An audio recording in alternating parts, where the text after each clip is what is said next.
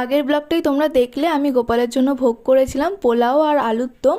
তো আমার তো ভোগ নিবেদন হয়ে গেছিলো, পুজো দেওয়াও হয়ে গেছিলো। তো পুজো দিয়ে উঠতে উঠতে প্রসাদ খেতে খেতে না ওই একটা মতন বেজে গিয়েছিল।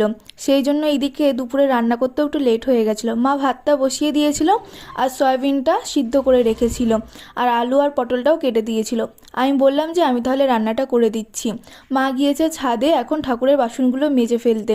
তো সঙ্গে সঙ্গের কাজ না সঙ্গে সঙ্গে করে ফেললে অনেকটাই কাজ কমে যায়।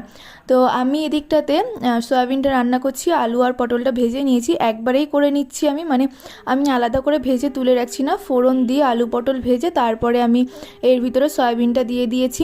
আর এবারে আমি মশলাটাও করে নিয়েছি, গ্রেট করে আদা দিয়েছি, লঙ্কা কুচিয়ে দিয়েছি, জিরের গুঁড়ো দিয়েছি, কাশ্মীর লঙ্কার গুঁড়ো, লবণ, হলুদ, চিনি। আমাদের মিক্সিটা খারাপ হয়ে গেছে সেই জন্য একটু মশলা করতে অসুবিধা হচ্ছে। আর আজকে গ্রেট করেই দিয়েছি, আজকে আর বাটিনি। তো মশলাটা ভালো করে কষিয়ে আমি গরম জল দিয়ে দিচ্ছি। ভাতের উপরেই আমি গরম জলটা বসিয়ে রেখেছিলাম। তো গরম জল দিয়ে এবারে আমি এটা ঢাকা দিয়ে রেখে দেবো। যতক্ষণে এদিকে সয়াবিনটা হচ্ছে ততক্ষণে না আমি ভাবলাম যে বাসনগুলো গুছিয়ে নিই। আর আমার ভাতটাও হয়ে গেছে, ভাতটা আমি ফ্যান ঝরতেও বসিয়ে দিয়েছি। আর আজকে না অনেক দিন পরে সয়াবিন হয়েছে বাড়িতে। মা বলছিল সকাল থেকে কি রান্না করবে, আজ তো সোমবার নিরামিষ। তো আমি বললাম সয়াবিন করো, অনেক দিন সয়াবিন খাওয়া হয় না।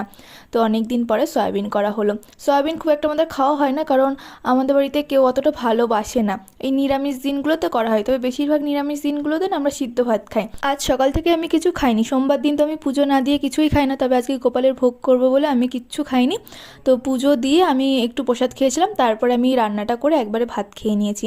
বিকালের দিকে একটু ছাদে এসেছিলাম, মা যে জবা ফুল গাছটা এনেছিল সেটাতে এখন আস্তে আস্তে ফুল হচ্ছে। তবে একদিন একটা ফুল ফুটলে না 3 থেকে 4 দিন পরে গিয়ে আবার একটা ফুল ফুটছে। তো গাছের কিভাবে কি যত্ন করলে অনেক অনেক ফুল হবে তোমরা যদি জেনে থাকো কমেন্ট করে আমাকে অবশ্যই জানিও। আর এইদিকে দেখো আরেকটা সাদা ফুল গাছ এনেছি, এটাতে বেশ থোকা থোকা ফুলগুলো ফোটে। তো এটাতেও না খুব বেশি ফুল ফুটছে না, এমনিই তো গাছটা ছোট। তো কিভাবে গাছের যত্ন করলে গাছ বাড়বে আমাকে কমেন্টে জানিও। সন্ধ্যাবেলাতে মা দুধ চা করেছিল, তো 1 কাপ দুধ চা খেয়ে আমি পড়াতে চলে গিয়েছিলাম।